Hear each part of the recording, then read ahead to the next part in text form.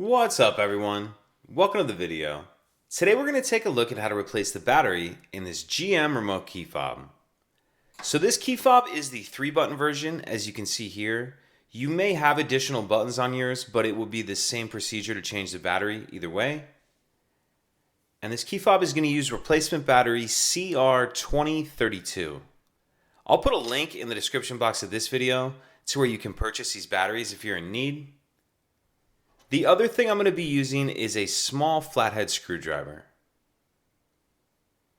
So if we grab our fob and we're holding it like this, and then we take a look at the bottom near the key ring, there's a little bit of a notch right here, and this can be kind of tough to see, especially if your fob is pretty worn, but it is there.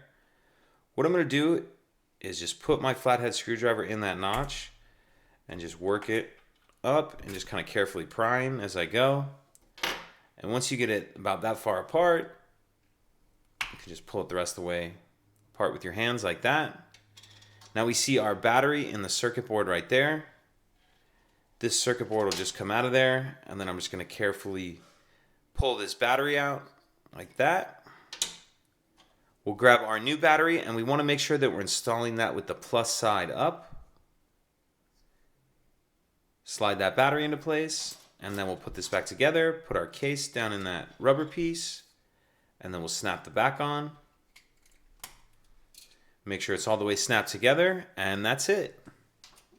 If you have any questions, please let me know. If you could take a second to like and subscribe, it helps us out, and I'd appreciate it.